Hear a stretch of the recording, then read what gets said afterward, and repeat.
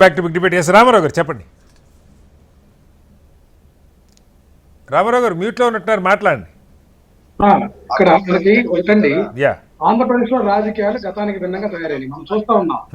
ఎవరికి వాళ్ళే సమర్థించుకునేటటువంటి తత్వం తప్ప మరొక అంశం లేదండి. ఇక్కడ మనం చూస్తా ఉంటే ఇవి బూతులు అనేవి ఎక్కడి నుంచి మొదలైనవి చూస్తే 2014-19 మధ్య అసెంబ్లీలోని బోండా బొమ్మ మాట్లాడేటువంటి మాటలు, అట్లాగే జేసీ ప్రభాకర్ రెడ్డి గారి మాటలు, అట్లాగే మనం చూసుకుంటే తెలుగుదేశం పార్టీకి సంబంధించినటువంటి అయ్యన్న పాత్రుడు గారు ముఖ్యమంత్రి గారిని, రోజా గారిని ఉద్దేశించి ఆ రోజు ఏదైతే మా ముఖ్యమంత్రి మా నాయకుడు జగన్మోహన్ రెడ్డి గారిని ఉద్దేశించి మాట్లాడేటువంటి మాటలు కానీ ఇవన్నీ కూడా మనం గుర్తు. అందుకని వాళ్ళు మాట్లాడారని మీరు మాట్లాడారా?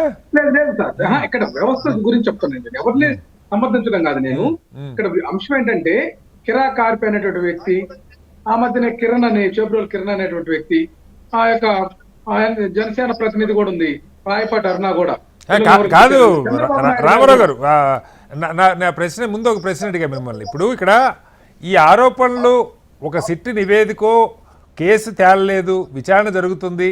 ఈలోపు మాజీ మంత్రులు అందరూ వచ్చి ఏదో మొత్తం కేసు తేలిపోయినట్టు, కల్తీయే జరగనట్టు, మొత్తం క్లీన్ చిట్ వచ్చినట్టు మాట్లాడాల్సిన అవసరం కూడా లేదు కదా. కేసు తేలాలి కదా. కేసు ఒక నివేదిక రాగానే ఇప్పుడే బాజీ గారు ఒక నివేదిక చూపించారు, ఎన్డీడీబీ ఒక నివేదిక ఇచ్చింది, సిట్ ఆధారాలు లేవని చెప్పి ఉండొచ్చు, అంత మాత్రం కేసు అయిపోద్దా? లేదు సార్, నేను ఇక్కడ అదే విషయానికి వస్తున్నాను. సమస్య ఏంటంటే ఇక్కడ చంద్రబాబు నాయుడు గారు, పవన్ కళ్యాణ్ గారు, లోకేష్ గారు ఎవరు తక్కువ కాదు. ఇక్కడ అందరూ బూతులు మాట్లాడారు, బహిరంగ సభల్లో కూడా మాట్లాడారు. వ్యవస్థ అలా తయారైంది. ఇక్కడ ఈ యొక్క కల్తీ లడ్డు వ్యవహారంలో సిట్ గాని, ఆ యొక్క సిబిఐ గాని వస్తున్నటువంటి రిపోర్ట్లు, ఈ యొక్క కోర్టులో జరుగుతున్నటువంటి న్యాయస్థానాల వ్యవహారాలకి భిన్నంగా తెలుగుదేశం పార్టీ వాళ్ళు నర్మగర్భంగా ఫ్లెక్సీలు వేసినటువంటి ప్రక్రియ కూడా మనం చూస్తున్నాం. వాళ్ళకి అవసరం ఏంటంటే ఏదైనా ఉంటే తెలుగుదేశం పార్టీ తరఫున వేసారా, లేకుంటే ఆంధ్రప్రదేశ్ ప్రభుత్వం తరఫున వేసారా, లేకపోతే దేవాదాయ శాఖ తరఫున వేసారా, జగన్మోహన్ రెడ్డి గారి ఫోటో, బొమ్మన కరుణాకర్ రెడ్డి గారి ఫోటో, అట్లాగే వైవి సుబ్బారెడ్డి గారి ఫోటోలు వేసి వాళ్ళేదో బ్లాక్ కలర్ విలన్ లాగా చూపిస్తూ ఫోటోలు వేయటం ఇది సమంజసమా? ఇది కదా విద్వేషపూరితమైనటువంటి విధానాలు.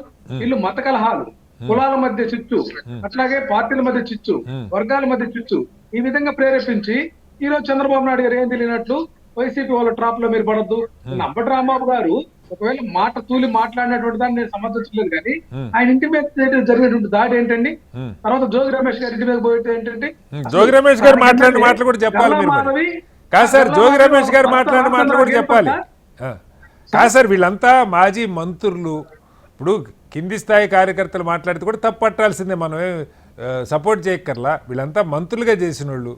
ఈ భాష రిపీటెడ్గా ఈ భాషలు మాట్లాడటం వల్ల రాజకీయంగా అది లాభం అవుతుందా, లేకపోతే ఒక మైలేజ్ కోసం చేస్తారా? నిజంగానే ఆశ్చర్యం రామారావు గారు.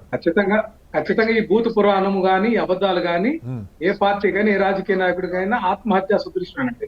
అయితే ఇక్కడ నిన్న ప్రేరేపించింది ఎవరు అనేది మనకి పాయింట్ అండి. ఇక్కడ అంబటి రాంబాబు గారు గుడిలో పూజ ఏదైతే కల్తీ లడ్డు విషయంలో పార్టీ స్టేట్ కాల్కి హాజరై వస్తూ ఉంటే అటువైపుగా పోతుంటే కర్రలు పట్టుకొని ఆ ఫ్లెక్సీ దగ్గర, ఫ్లెక్సీ తాకలేదండి అంబటి రాంబాబు గారు. ఒక మహిళ అయితే నానా బూతులు తిడుతూ రెచ్చగొట్టినటువంటి పరిస్థితి ఉంది. ఆ సందర్భంలో ఆయన ఆ యొక్క వయసు, ఆయన యొక్క స్ట్రెస్, ఒత్తిడి ఎన్ని ఉన్నటువంటి పరిస్థితుల్లో మాట దొరికింది మనకు కనిపించింది, కాదంటలేదు. అంత మాత్రాన ఆయన మీద దాడి చేయటం ఏంటండి? అంటే వీళ్ళు లా అండ్ ఆర్డర్ ని ప్రొటెక్ట్ చేస్తారా, లేకపోతే వీళ్ళు లా అండ్ ఆర్డర్ ని చేతిలో తీసుకుంటారా? ఇక్కడ ఇప్పుడు 31వ స్థానానికి పోలీసు వ్యవస్థ వచ్చిందని వీళ్ళ ప్రభుత్వం, ఎన్డీఏ ప్రభుత్వమే కేంద్ర ప్రభుత్వం ఇచ్చినటువంటి ర్యాంకు చూసినా వీళ్ళు సిగ్గుపడకుండా అదే కోవలో గొడవ చేసి పారిశ్రామికవేత్తలు మన రాష్ట్రం రావట్లేదు, పెట్టుబడులు రావట్లేదంటే ఈ రకంగా ఇళ్ల మీద పడి ధ్వంసం చేస్తా ఉంటే, ఇళ్ల మీద పెట్రోల్ బాంబులు వేస్తా ఉంటే, దానికి పోలీసులు ఒత్తాసు పలికి చోద్యం చూస్తా ఉంటే ఇక్కడ శాంతి భద్రతల పరిస్థితి ఏంటని ఏ పారిశ్రామికవేత్త ఆలోచిస్తారు కదండి. ఈ రాష్ట్రం పరిస్థితి ఏదనేది ఆలోచిస్తారుగా. అంటే సైమల్టేనియస్ గా వీళ్ళు ఈ రాష్ట్రానికి అభివృద్ధికి విఘాతకులుగా మారుతున్నారు. కూటమి ప్రభుత్వం పేరుతో చేస్తున్నటువంటి అరాచకం అంతా ఇంత కాదు కదండి. ఎక్కడ దాన్ని చంద్రబాబు నాయుడు గారు నేనేమంటున్నానంటే దాన్ని ఎందుకు ఖండించలేదని అడుగుతున్నా. రాష్ట్ర ముఖ్యమంత్రిగా హోంమంత్రి వాయిస్ ఏది ఇక్కడ? ఇంత గుంటూరు ఇట్లా రావణ కాష్టం జరుగుతుంటే ఇలా పరిస్థితి ఏంటి సార్? ఇది దుర్మార్గం కదా. రైట్ అండి.